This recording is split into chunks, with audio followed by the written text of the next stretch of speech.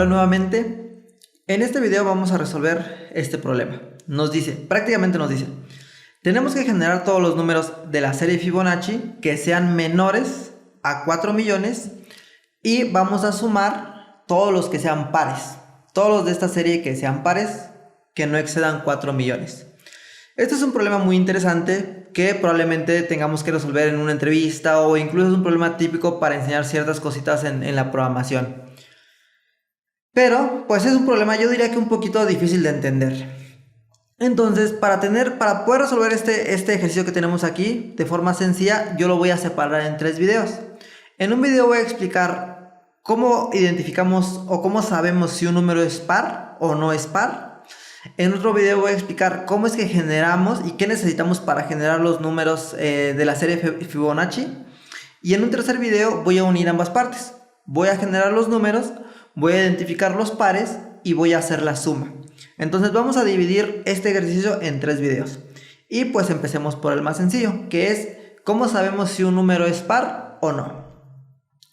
Para eso yo tengo aquí un archivo even.js donde voy a resolver el problema de si un número es par o no. La verdad es que es muy sencillo. Lo que voy a hacer es crearme una función. Podríamos no utilizar la función, pero a mí me parece mucho más sencillo, mucho más cómodo e incluso se ve mucho mejor, se trabaja mucho mejor con funciones. Así que vamos a crear una función y esta función lo que va a hacer es recibir un número, el número que sea. Y se va a encargar de identificar si este número es par o no lo es. Ahora, cuando yo quiera que el código de la función se ejecute, tengo que llamar a la función y tengo que pasarle el número que yo quiera. Por ejemplo, el 10. Queremos identificar si el número 10 es par. Antes incluso de escribir código, siempre es bueno razonar qué es lo que vamos a escribir, cómo nos planteamos la solución sin código. Y para esto, yo analizaría un poquito a como lo hicimos en el video pasado. Voy a mostrar 2 formas distintas de identificar si un número es par. Un poquito similar al video de los múltiplos es dividiendo este número, pero ¿entre qué lo vamos a dividir? Entre 2. Si yo vengo y hago una división de este número que tenemos, del 10 entre 2, el resultado va a ser 5. Creo que esto hasta mentalmente lo podemos hacer. Ahí está, 5. Pero ¿qué pasa si yo divido el 11? El resultado va a ser 5.5. Si yo divido el 12, el resultado va a ser 6. Si yo divido el 13, el resultado va a ser 6.5. Y así podemos ir aumentando, ¿no? Ahora el resultado va a ser 7. Pero lo que yo quiero es que identifiquemos algo. Normalmente cuando yo trato de resolver problemas, trato de encontrar patrones. Hago varias pruebas, veo si encuentro un patrón y si encuentro este patrón, simplemente lo programo. Entonces, algo que yo puedo notar aquí es que cuando yo divido un número par entre 2, el resultado es un entero. Por ejemplo, este es el resultado de dividir 12 entre 2. 12 es par. Cuando yo divido un número impar entre 2, el resultado tiene decimales. Aquí dividí el 13 entre 2. Entonces, este fue un número impar, este fue un número impar, mientras que esto fue generado por la división de números pares. Y pues ya vimos también en el video pasado cómo saber si un valor es entero. Y si es entero, sabemos que si el resultado de la división es entero, sabemos que el número que recibe la función es par. ¿Cómo programamos esto? Pues dijimos, tenemos number.isInteger, que esto nos va a decir si lo que pongamos aquí adentro es un entero. ¿Qué vamos a poner aquí adentro? Pues la división. Vamos a agarrar el número que recibe la función y lo vamos a dividir entre 2. Y yo podría simplemente hacer un console log de esto o retornarlo, ¿no? O meterlo a una variable. Vamos a meterlo a una variable. Vamos a crear nuestra variable isEven, que va a almacenar si el número es par o no. Y después podemos venir y simplemente hacer un console log para hacerlo un poquito simple. Entonces ya tenemos resuelto el problema de una forma. Ahí podemos ver que el 10 es par. Si metemos el 11, está generando verdadero. Recuerden que esto retorna un booleano, falso o verdadero, que prácticamente nos dice si el número que estamos evaluando es par o impar, ¿no? En este caso. Si yo pongo el 11 me devuelve false, por lo tanto no es par.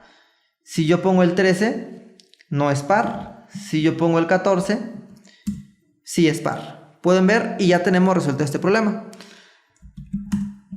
No es la única forma de resolverlo.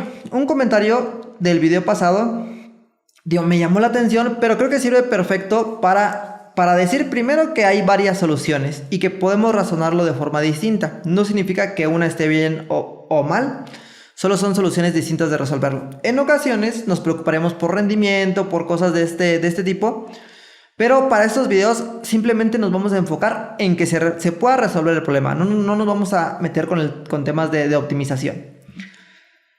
Entonces, ¿cuál sería la otra solución? Pues lo primero es, si lo analizamos sin código, tendríamos que hacer una división. Como nos enseñaron en la escuela, ¿no? Nos enseñaron a dividir. Como a mí me lo enseñaron, es cuando yo divido el 14 entre 2, el resultado es 7. Y tenemos lo que se conoce como residuo, que es el sobrante. ¿Cuánto me sobra? 0. Por otro lado, si divido 13 entre 2, el resultado es 6. Y me sobra 1.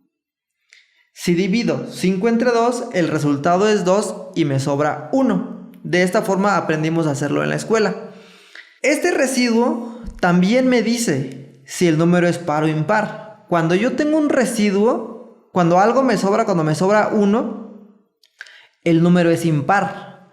Si no me sobra nada, si el residuo es 0, el número es par.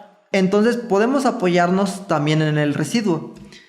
Entonces vamos a venir y vamos a hacer esto. Vamos a crear nuevamente la variable. Vamos a crear la variable.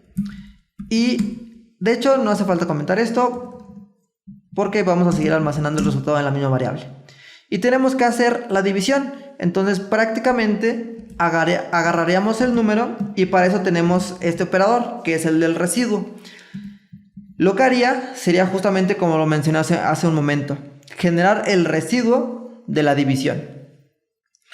Si yo divido, vamos a tomar el 5.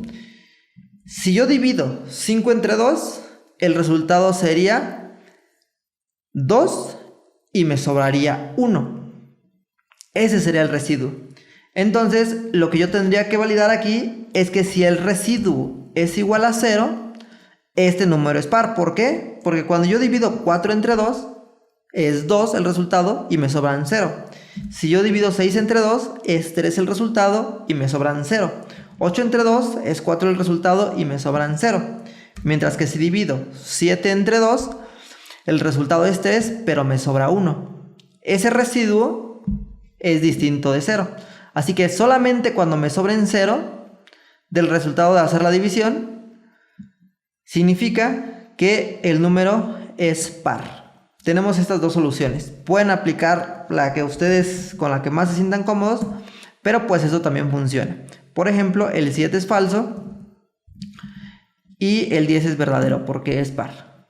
Y esto sería todo para identificar si un número es par o impar. Nos vemos en el siguiente video.